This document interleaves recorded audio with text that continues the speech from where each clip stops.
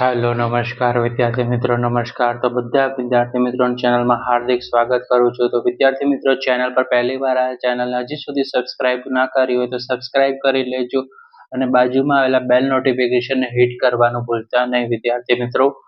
આજનો જે video series lecture છે તે ધોરણ 10માં વિષય ગણિતમાં ચેપ્ટર નંબર 14 છે સંભાવના છે.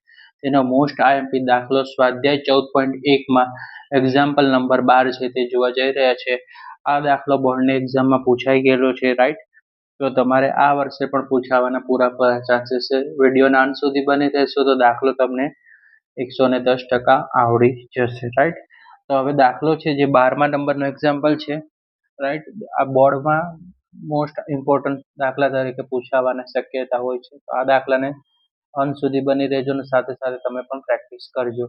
તકનીની એક રમતમાં ગોળ ફરતું એક તીર હોય છે બરાબર. એક તકની છે એમાં ગોળ ફરતું તીર હોય છે. તેમાં 1 2 3 4 5 6 7 8 માંથી કોઈ એક સંખ્યા પાસે નિર્દેશ કરતું અટકે છે અને આ કેવા છે સમસંભાવી પરિણામો છે બરાબર. એક તકની છે તેમાં 1 થી 8 અંકો આપેલા છે અને નિર્દેશ કરતું અટકે છે. તેની પરિણામો સમસંભાવી છે. પહેલો પ્રશ્ન પૂછે છે તે 8 તરફ નિર્દેશ કરે તેની સંભાવના કેટલી. બીજો પ્રશ્ન છે અયુગ્મ સંખ્યા તરફ નિર્દેશ કરે તેની સંભાવના કેટલી. ત્રીજું 2 કરતા મોટી સંખ્યા તરફ નિર્દેશ કરે તેની સંભાવના કેટલી. ચોથું 9 કરતા નાની સંખ્યા તરફ નિર્દેશ કરે તેની સંભાવના કેટલી છે. તો વિદ્યાર્થી મિત્રો સૌથી પહેલા આપણે હવે સોલ્યુશન કરશું. અહીંયા લખશું આપણે જવાબ કે પાટિયા પર કુલ 8 સંખ્યા છે બરાબર. જે તકની છે એના પર કેટલી સંખ્યા આપેલી છે 8 સંખ્યા છે રાઈટ. પાટિયા પર કુલ 8 સંખ્યા છે. ગોળ ફરતું તીર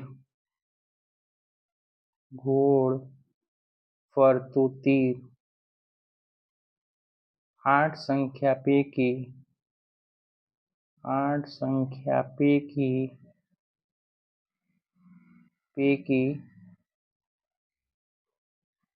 કોઈ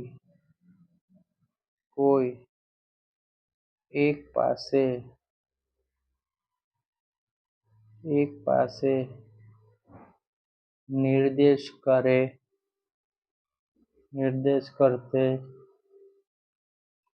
છે બરાબર. નિર્દેશ કરતું કરે છે એટલે કે તમારે લખવું હોય તો લખી શકાય કે અટકી જાય છે બરાબર.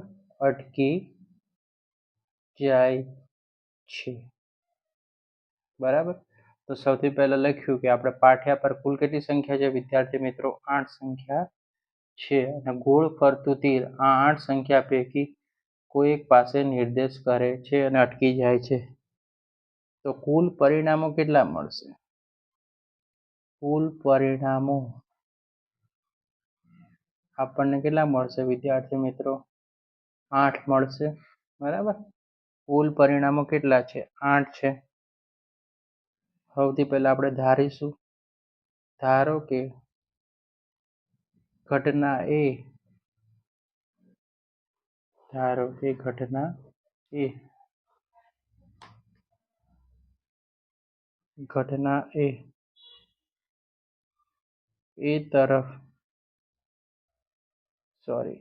તીર 8 તરફ નિર્દેશ કરે છે. પહેલો પ્રશ્ન શું છે કે તીર છે તે 8 તરફ નિર્દેશ કરે છે. પાટિયા પર 8 કેટલી વખત હોય. પાટિયા પર ફક્ત એક જ વાર હોય 8. ફક્ત એક જ કેટલા છે 8 છે રાઈટ બરાબર. સમજો કે 8 તરફ નિર્દેશ કરે છે તો પાટિયા પર 8 કેટલી વખત દોરેલું હોય. એક જ વાર દોરેલું હોય રાઈટ. તો ઘટના એ ને સાનુકૂળ પરિણામ કેટલા. સાનુકૂળ પરિણામ એક જ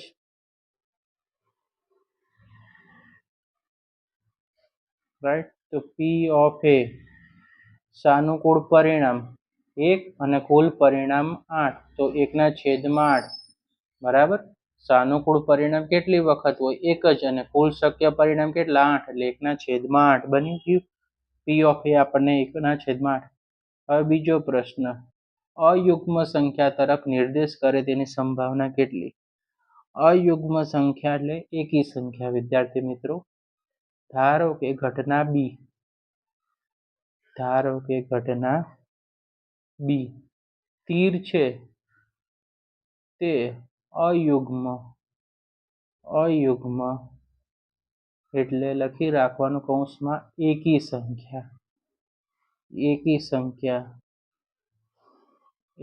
સંખ્યા તરફ નિર્દેશ કરે છે. હવે એકી સંખ્યા 1 થી 8 માં કઈ આવે તમારે લખવાની? તો લખો 1, 3, 5, 7 એમ 4 અયુગ્મ સંખ્યાઓ. બરાબર. 4 કેવી છે? અયુગ્મ સંખ્યા.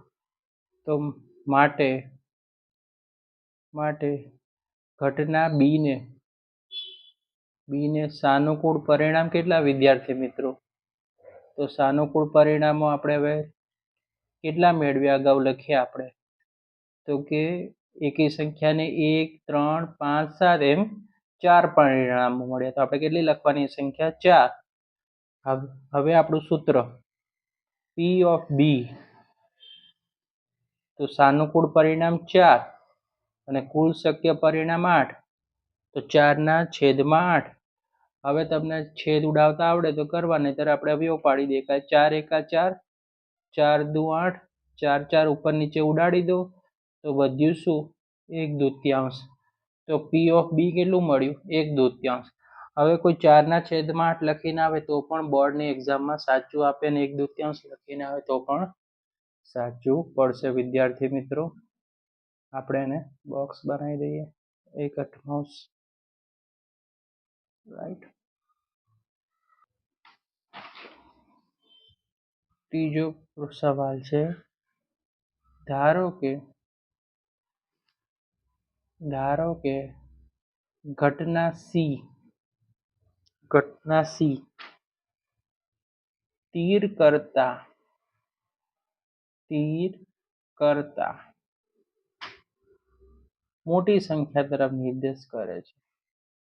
મોટી સંખ્યા તરફ શું કરે છે? નિર્દેશ એટલે બતાવે છે. બરાબર. નિર્દેશ કરે છે. બરાબર. તો આપણે લખી શકાય 2 કરતા લખવાનું રહી ગયું અહીંયા. 2 કરતા મોટી સંખ્યા. ધારો કે ઘટના સી છે તે તીર 2 કરતા મોટી સંખ્યા તરફ નિર્દેશ કરે છે. તો મોટી સંખ્યા કઈ 2 કરતા? તો આપણે લખી શકીએ 3, 4, 5, 6, 7 અને 8. હવે કુલ કેટલી સંખ્યા થઈ વિદ્યાર્થી મિત્રો 2 કરતા મોટી? 1, 2, 3, 4, 5 અને 6. તો આપણે અહીંયા લખવાનું કે માટે ઘટના સી ને સાનુકૂળ પરિણામની સંખ્યા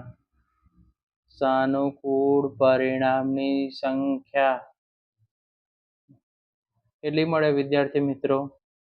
6 મળે. 6 કઈ? 3, 4, 5, 6, 7, 8 એમ 6 સંખ્યા મળી ગઈ. બરાબર વિદ્યાર્થી મિત્રો. તો પી ઓફ સી, ઘટના સી ને સાનુકૂળ પરિણામ કેટલા? 6 અને કુલ શક્ય પરિણામ 8. 6/8. તો 3 દુ 6 અને 4 દુ કેટલા થઈ જશે? 8 થઈ જશે વિદ્યાર્થી મિત્રો. બબે શું કરો? ઉપર નીચે ઉડાવી દો તો 3/4. તો પી ઓફ સી આપણને કેટલું મળ્યું વિદ્યાર્થી મિત્રો? 3/4. હવે ચોથો અને લાસ્ટ સવાલ છે આ દાખલા, 9 કરતા નાની સંખ્યા તરફ નિર્દેશ કરતી તેની સંભાવના કેટલી? તો ધારો કે ઘટના ડી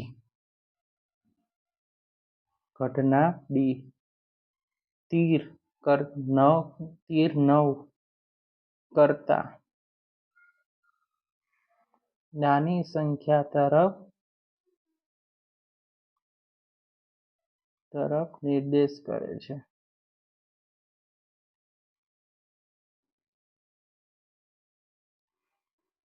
પાટિયા પર કેટલી સંખ્યા આપી છે? પાટિયા પર 1 થી 8 આપી છે.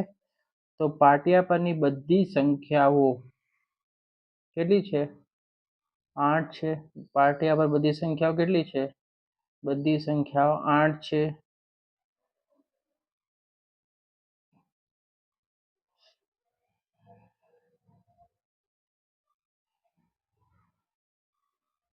જે 9 કરતા કેવી છે? નાની છે. રાઈટ.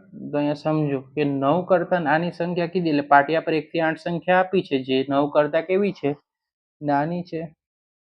માટે ઘટના ડી ને સાનુકૂળ પરિણામ કેટલા વિદ્યાર્થી મિત્રો? તો કે ભાઈ 8 મળે છે. આપણે સાનુકૂળ પરિણામ 8. હવે લખીએ આપણે પી ઓફ ડી ની વારી. પી ઓફ ડી બરાબર સાનુકૂળ પરિણામ 8 અને કુલ શક્ય પરિણામ 8. 8 એકા 8. રાઈટ. 8 એકા 8. તો પી ઓફ ડી આપણને કેટલો મળ્યો? 1 મળ્યો. તો વિદ્યાર્થી મિત્રો આ દાખલો વેરી મોસ્ટ આઈએમપી હતો. બોર્ડની એક્ઝામ અને સ્કૂલ એક્ઝામ અને રિપીટરોની એક્ઝામમાં આ દાખલો પૂછાવાના પૂરા ચાન્સીસ છે. આ દાખલાને 4 થી 5 વાર ગણજો. તમને ના આવડે તો વિડીયો સ્ટોપ કરીને જોજો અને આ વિડીયો વધુમાં વધુ તમારા મિત્રો સુધી શેર કરજો અને વિડીયોને લાઈક કરવાનું ભૂલતા નહીં. કમેન્ટ કરી દેજો અને શેર કરજો. ચેનલને સબસ્ક્રાઈબ કરી દેજો. લાઈક, શેર અને સબસ્ક્રાઈબ.